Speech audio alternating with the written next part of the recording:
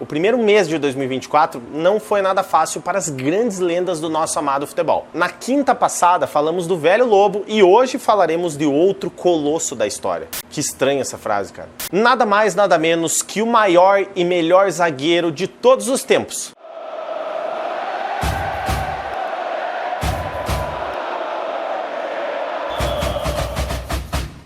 E aí galera do Subiu a Bandeira, eu sou André Zanetti, vida de bola na área. Infelizmente estamos homenageando mais uma lenda que se perdeu, mas antes de começar, deixa o like, se inscreva no canal, ative o sino de notificação. Outra coisa, aqui embaixo os nossos patrocinadores e amigos. Um beijo no coração de todos eles, apoie quem nos apoia. Você perdeu fisicamente, porque a lenda nunca se perderá, porque isso ficará para toda a história. Franz Anton Albert Beckenbauer nasceu em 11 de setembro de 1945 em Munique, na Alemanha. Como é que você estava de 11 de setembro? E a história é feita de muitas coisas interessantes. 9 dias após a rendição do Japão, fato que decretava oficialmente o fim da Segunda Guerra Mundial e, portanto, a derrota emblemática da Alemanha perante o mundo, nascia um herói para aquela nação. Uma figura que, em poucos anos, encheria de orgulho e alegria aquele povo arrasado. E o melhor de tudo seria através de la pelota. Mas ele falava em alemão, né? O que a pelota tem a ver, né? É a terra do futebol, né? É, pode ser. Ainda criança, Beckenbauer ingressou no futebol como atacante no time de seu bairro e do qual era torcedor, o SC München-Von 1906. Não sei se fala assim, mas vai ficar. München. Porém, um pouco antes de completar 14 anos de idade, se transferiu para o Bayern de Munique e seria no gigante da Baviera que Beckenbauer revolucionaria o clube e também o futebol. Ainda na base, Beckenbauer foi sendo lapidado e passou a jogar como líbero, posição do futebol que seria definida como um zagueiro central que jogava na sobra da linha defensiva, em uma espécie de volante que saía com liberdade para armar jogadas quando sua equipe recuperava a bola. Era algo absolutamente inovador. Beckenbauer ingressou no futebol profissional em 1964, quando o Bayern de Munique se encontrava na segunda divisão do Campeonato Nacional e o seu grande rival da época, o Munique 1860, estava muito melhor no cenário do futebol alemão. Para se ter ideia, antes da chegada de Franz, o Bayern havia conquistado apenas uma vez o Campeonato Alemão, mas ao lado de outros grandes nomes como Gerd Müller, e inclusive, tá aqui em cima, assistam o Vida de Bola dele. E do goleiro Sepp Maier, conseguiram o acesso à primeira divisão alemã e a partir disso, transformaram a história do clube bávaro. Franz Beckenbauer. Surgia ali a grande era de ouro do Bayern de Munique, e talvez a mais vitoriosa de todos os tempos e que transformou o clube no gigante que é hoje, na Europa e no mundo. O Bayern foi simplesmente o clube da vida de Beckenbauer. Em 13 anos que ele jogou no time principal dos bávaros, de 64 a 77, foram conquistados 4 campeonatos alemães, 4 Copas da Alemanha, 3 Ligas dos Campeões, uma Recopa Europeia e um Mundial de Clubes. O termo alemão Kaiser significa imperador, e foi justamente esse apelido que Franz Beckenbauer recebeu, não só da torcida do Bayern, mas de todos os alemães. Ele é o Adriano deles, né? Ele é o Adriano deles. É o Adriano Kaiser, né? Cara, quem que é o Kaiser? Renato Kaiser, cara.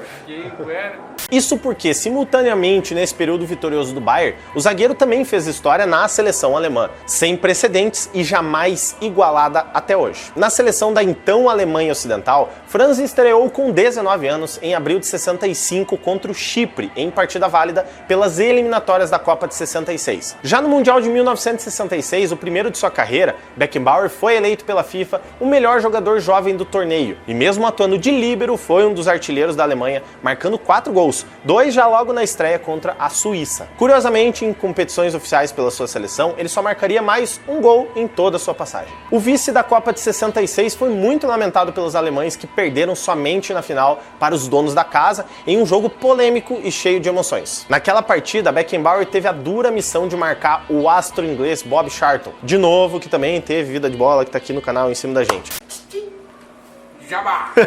Na Copa de 1970, Beckenbauer protagonizou uma das imagens mais marcantes do futebol. Na semifinal contra a Itália, após sofrer uma falta e cair de mau jeito no gramado, ele deslocou o braço e trincou a clavícula. Acontece que o treinador já havia feito todas as substituições e Beckenbauer, mesmo sentindo muita dor, enfaixou bem o braço e voltou para o jogo com uma tipóia. Apesar da vitória dos italianos por 4-3, a partida foi tão pegada e eletrizante que é apontada por muitos como o jogo do século.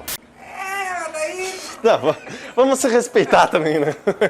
O primeiro título do Kaiser pela Mannschaft viria em 1972, com a conquista da Eurocopa em cima da fortíssima União Soviética de Lev Yashin. Que inclusive também se pode acompanhar, tá aí no card.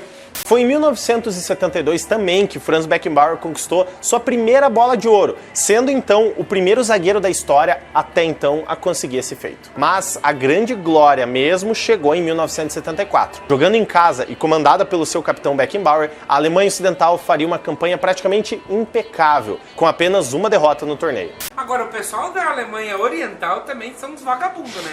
Porque eles herdaram. E agora eles são tetracampeão. Mas a única com apenas uma derrota no torneio, você sabe pra quem? Pra Alemanha Oriental. Palestra. Na fase de grupo.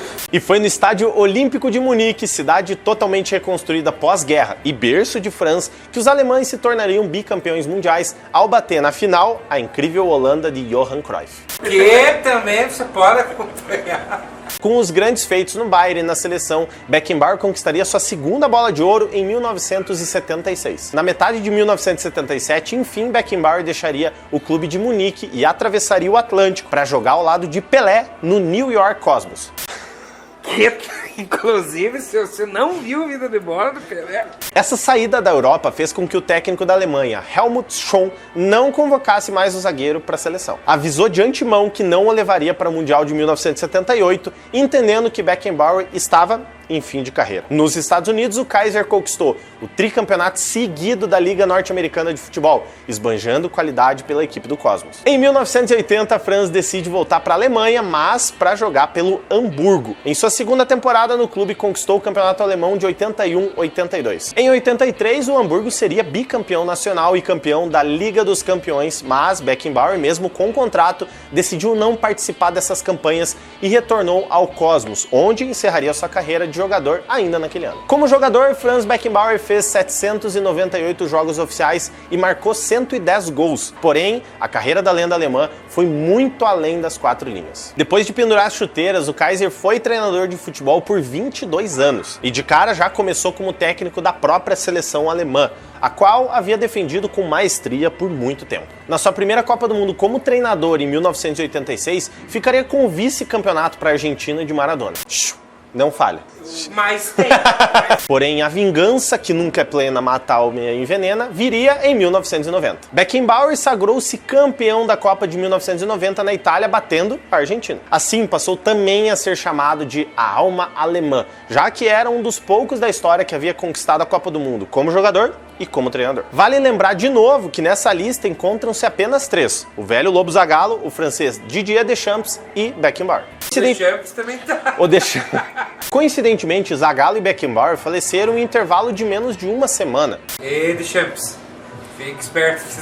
Ainda na função de treinador, Beckenbauer, depois de deixar a seleção, comandou o Olympique de Marseille, pelo qual conquistou o título do campeonato francês da temporada 90-91. Por fim, o Kaiser foi treinar o time de sua vida. No Bayern foram duas passagens, em 93-94, quando conquistou o campeonato alemão, o sexto de sua carreira, e já a segunda passagem, em 95-96, conquistou o inédito título da Copa da UEFA para o clube. Dessa vez, Beckenbauer já acumulava funções no clube. Além de treinador, ele assumiu também a presidência do time bávaro. Pouco tempo depois, abriu mão de ser técnico e se dedicou apenas como dirigente. Na terceira fase de Franz no futebol, ele foi presidente do Bayern por 15 anos, vice-presidente da Federação Alemã de Futebol por 12 anos e membro do comitê organizador da FIFA, que liderou a bem-sucedida Copa do Mundo de 2006 na Alemanha. A alma alemã foi tão revolucionária e marcante para o futebol que um vídeo desses se torna muito pouco. Apenas mais algumas curiosidades sobre essa lenda. Quadro novo aí, curiosidades do Vida de Bola.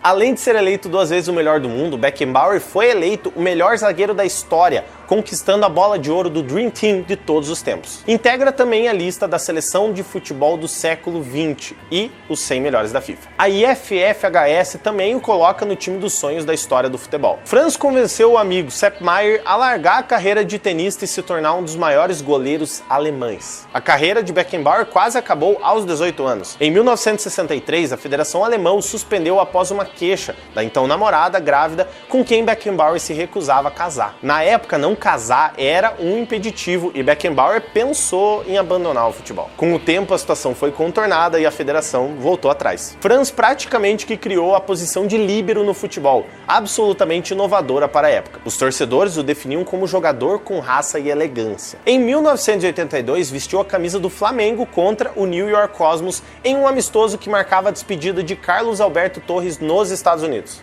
E com essa tá encerrada as curiosidades do Vida de Bar.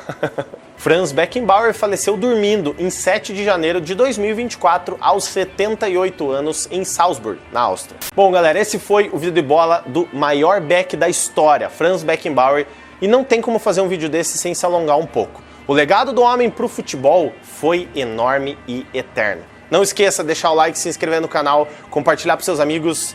Tamo junto, é nóis. Cara, o maior Beckenbauer. Beckenbauer.